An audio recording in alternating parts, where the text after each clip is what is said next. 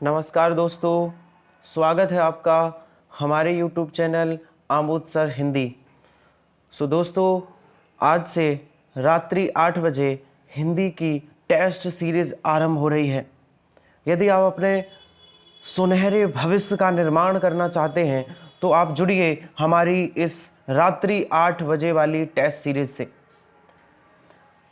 आप कोई भी एग्ज़ाम जैसे यूपी पुलिस, फॉरेस्ट गार्ड, लेखपाल, वीडियो, बीएड कोई भी एग्ज़ाम देते हैं तो ये टेस्ट सीरीज़ आपके लिए मददगार साबित होगी। आइए चलते हैं, आरंभ करते हैं आज की हिंदी टेस्ट सीरीज़। तो पहला प्रश्न, हिंदी शब्दकोश में छ वर्ड का क्रम किस वर्ड के बाद आता है? छ वर्ड का क्रम किस वर्ड के बाद आता है? छ वर्ड का क्रम। तो आंसर सही होगा, इस प्रश्न का राइट जवाब होगा आंसर ए, का वर्ड के बाद। का वर्ड के बाद। नेक्स्ट क्वेश्चन, अगले प्रश्न पर चलते हैं।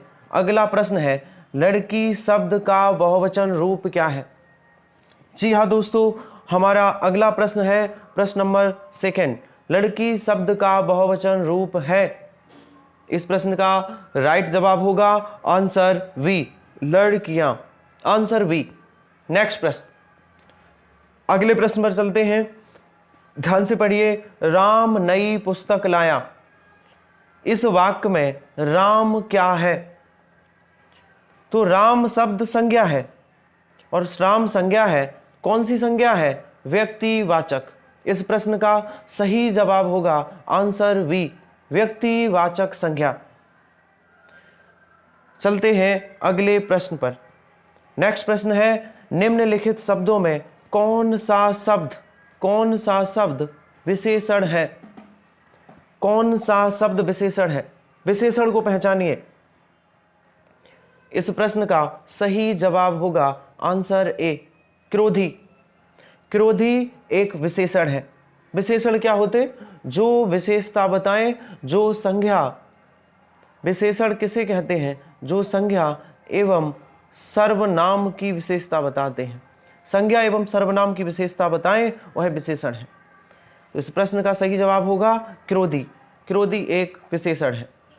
नेक्स्ट प्रश्न, दो समानार्थी शब्दों की पुनरुक्ति के बीच में किस विराम चिन्ह का प्रयोग होता है?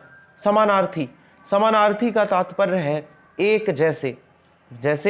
जैसे दो समानार्थी, जैसे हमने लिख दिया साथ साथ। दो समानार्थी साथ साथ, जैसे हमने लिखा धीरे धीरे।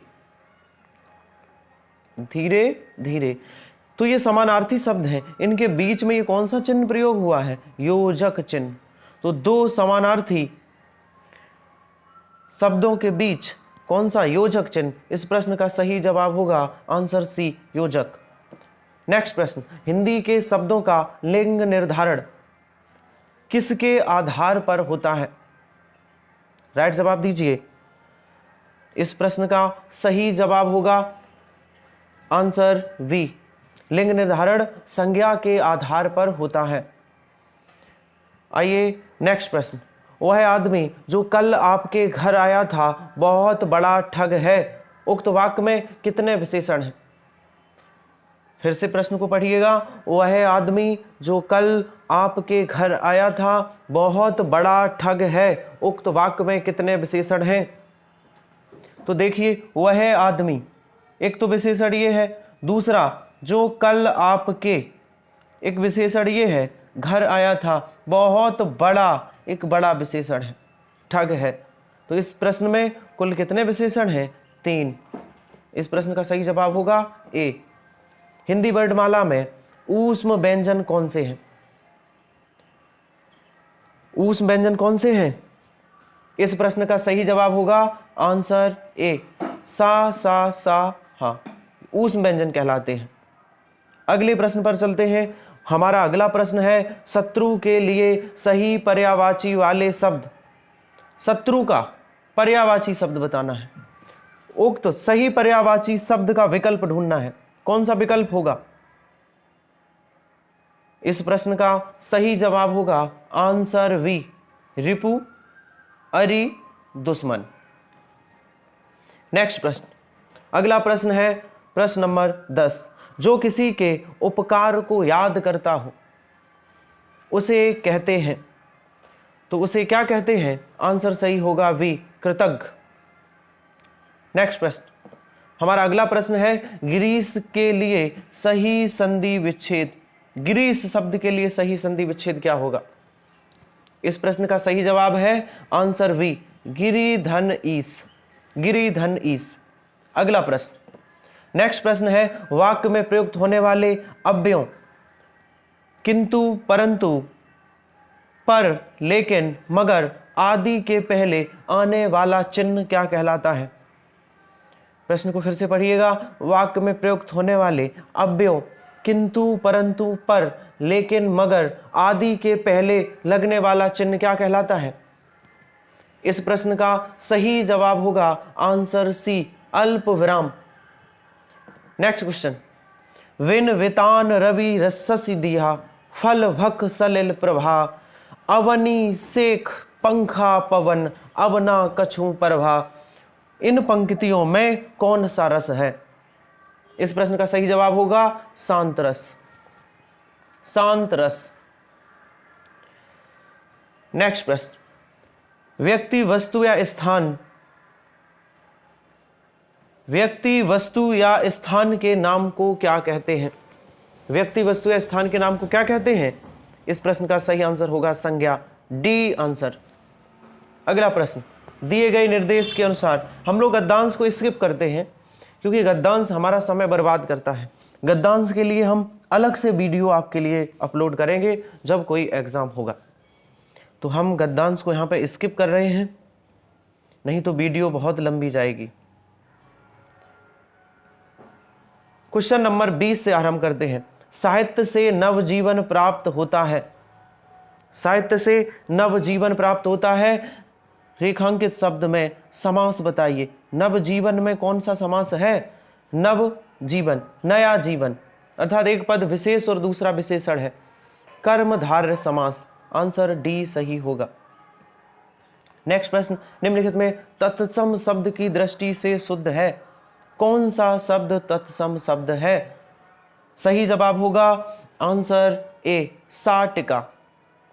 नेक्स्ट क्वेश्चन, अगला प्रश्न है निंदा का विलोम शब्द बताइए। निंदा का विलोम शब्द बताइए।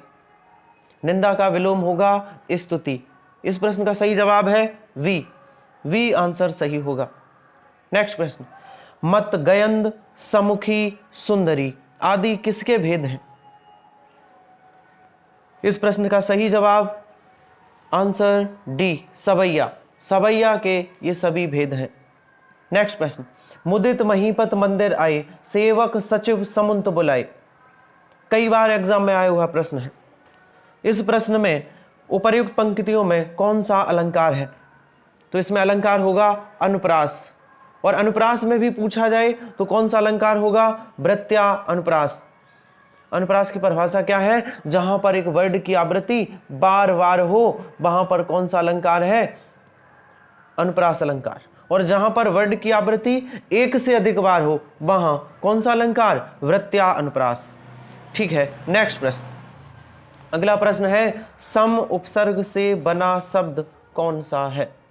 सम उपसर्ग से बना शब्द कौन सा है? तो इस प्रश्न का सही जवाब होगा संगम, आंसर सी, संगम। ये सम प्लस गम से मिलकर बना है। ध्यान रहे किसी भी शब्द के आगे उपसर्ग लगता है, उपसर्ग, शब्द के आगे उपसर्ग और शब्द के पीछे प्रत्यय लगता है। नेक्स्ट प्रश्न, लोहा मानना मुहावरे का सही अर्थ है? इस प्रश्न का राइट जवाब होगा आंसर वी, प्रभाव स्वीकार करना। प्रभाव स्वीकार करना। अगर यहां होता लोहा मनाना तो आंसर सही हो जाता प्रभाव स्वीकार करवाना।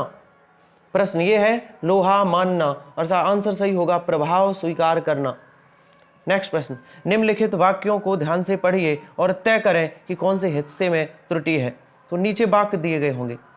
तेनालीराम ने कहीं सुना था कि एक दुष्ट आदमी साधु का भेष बनाकर लोगों को अपने जाल में फंसा लेता है, लोगों को अपने जाल में फंसा लेता है। इसमें त्रुटि कहाँ है? तेनालीराम ने कहीं सुना था कि एक दुष्ट, की में त्रुटि है, इस की में छोटी की होना चाहिए। तो विकल्प कौन सा सही होगा? इसमें विकल्प में भी गलती है, यहाँ विकल्प में छोटी ई की मात्रा, कि एक दुष्ट, छोटी की बनेगा, आंसर ए सही। नेक्स्ट प्रश्न, निम्नलिखित में से कौन सा शब्द सर्प का एक पर्यायवाची नहीं है? सर्प का पर्यायवाची नहीं है, कोई सा एक, तीन होंगे। तो सर्प के पर्यायवाची होता है ब्याल, भुजंग, अहि।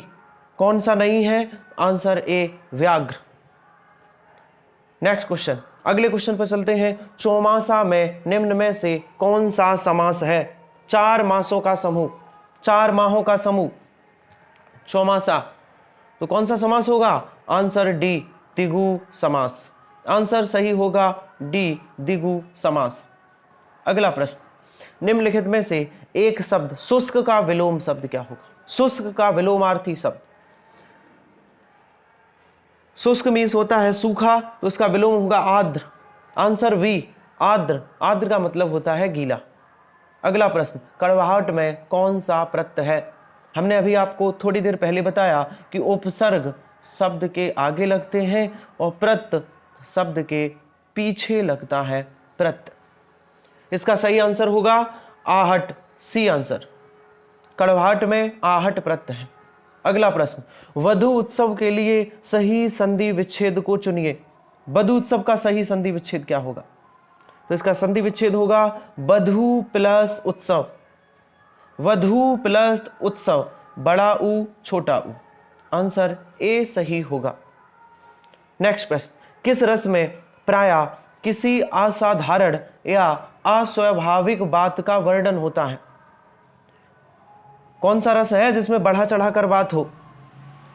तो अद्भुत रस। आंसर सही होगा डी अद्भुत रस। नेक्स्ट प्रश्न, श्याम को भगवान पर जितनी अनुरक्ति है उसकी पत्नी की उतनी ही भगवान पर। रेखांकित शब्द में विपरीतार्थक शब्द चुनिए। रेखांकित शब्द के विपरीत, जो अनुरक्ति है ये रेखांकित शब्द है, इसके विलोमार्थी शब्द बताना है विपरीत। तो अनुरक्ति का विलोम यहां भरना है, तो क्या होगा?